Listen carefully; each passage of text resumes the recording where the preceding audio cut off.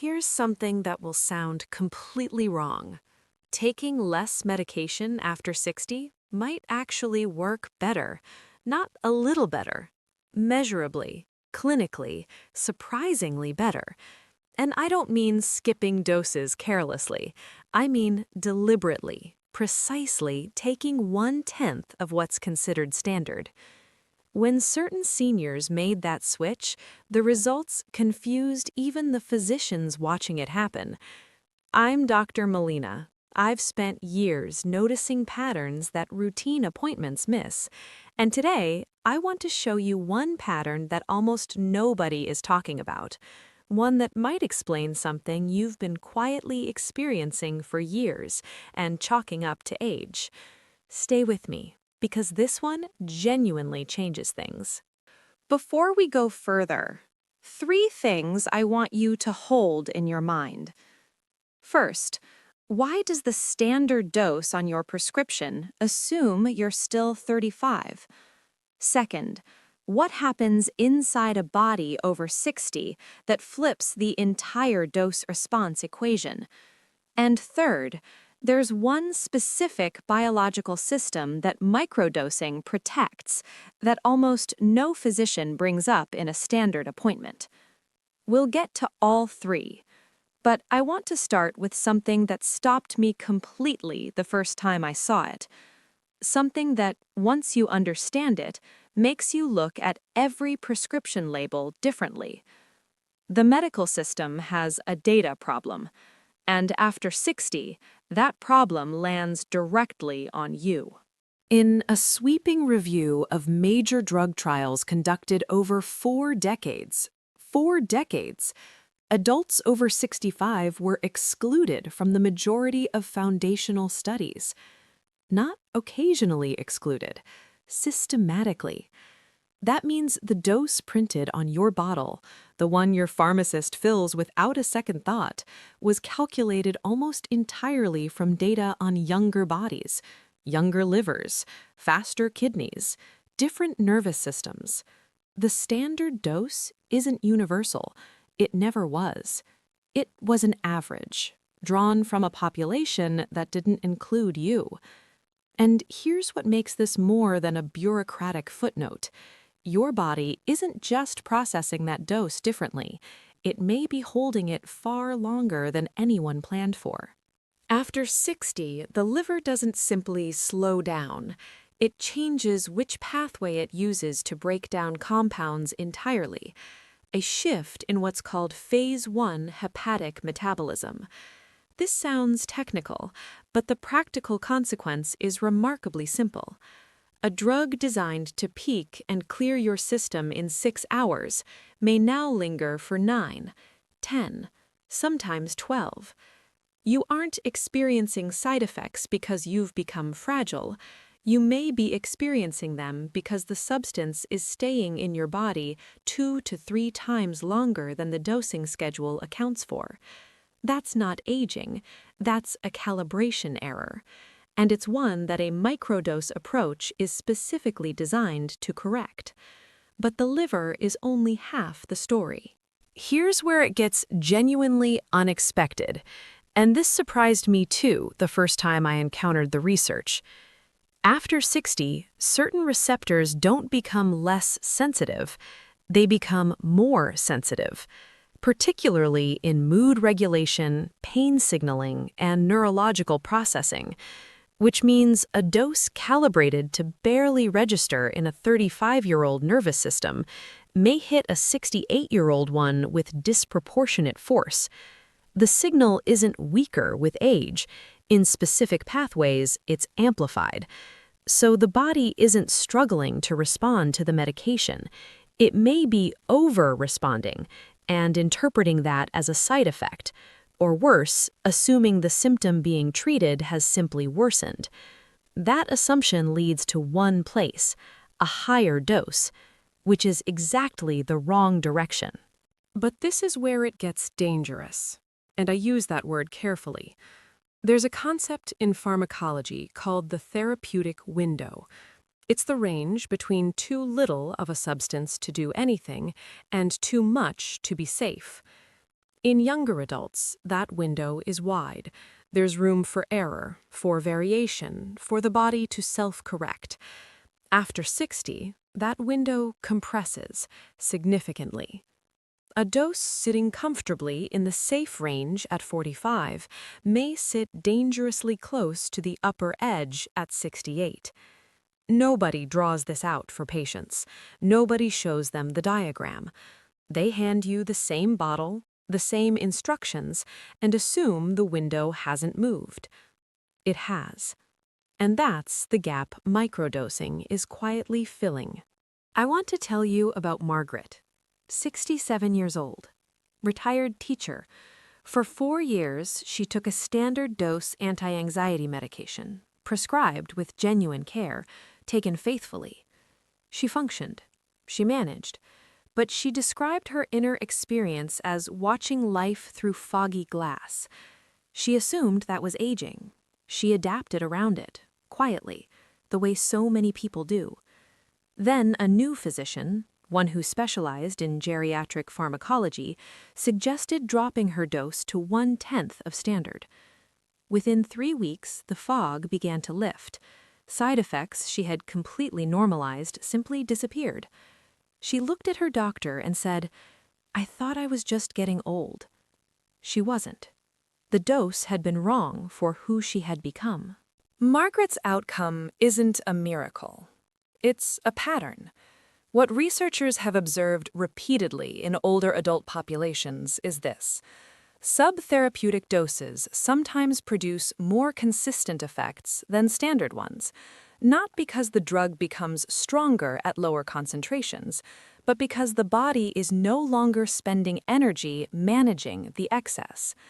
Here's the reframe that I think changes everything. We've been taught that taking our full prescribed dose is the responsible, compliant, safe choice. But compliance with a dose calibrated for a body you no longer have isn't responsibility. It's loyalty to an outdated assumption. And quietly, without realizing it, millions of people over 60 are paying that price every single day. Now, remember that second question I planted at the start? What actually changes in the body after 60 that flips the dose equation?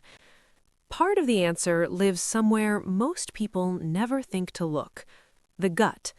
The microbiome, that ecosystem of bacteria governing how substances are absorbed, shifts dramatically with age. Gut transit slows. Mucosal surface area changes. The absorptive landscape your medication moves through at 67 looks nothing like it did at 45, which means the dose your body receives may not match the dose on the label. It could be arriving higher, held longer, released unevenly across hours. Microdosing doesn't just reduce the amount, it works with that changed landscape instead of against it. Let me ask you something directly. When did you last ask your doctor whether your current dosage was specifically studied in adults your age? Not, is this safe, but was this dose calibrated for a 65-year-old body or a 40-year-old one? Most people have never asked that, not because they don't care, but because they didn't know it was a question worth asking. It is. In clinical observations, patients who arrive with specific, grounded questions receive meaningfully more individualized responses. You don't need to know the pharmacology to have this conversation. You need one sentence. That sentence, asked calmly at your next appointment, can open a door that changes the entire direction of your care. Here's something concrete you can do before your next appointment, and it takes less than 10 minutes. Search your current medication name followed by the words geriatric dosing or elderly prescribing information. This data is publicly available. What you find or don't find is telling. If the geriatric section is thin, vague, or absent entirely, that is information. Bring it. Not as a confrontation, but as a contribution. You are not questioning your physician's competence. You are filling a gap the system left open. And here's what I haven't told you yet. There is one specific system in the aging brain that standard doses are quietly disrupting every single night, and almost nobody is connecting those dots. The glymphatic system. This is the brain's overnight maintenance network, most active during deep, slow-wave sleep, responsible for clearing metabolic waste, including proteins directly associated with cognitive decline. Here's what makes this urgent. Standard doses of several widely used medications, common sleep aids, antihistamines, certain antidepressants, suppress the exact stage of sleep the glymphatic system requires to function. Microdoses of those same compounds, in clinical observations, preserve enough sleep architecture to keep that clearing process intact.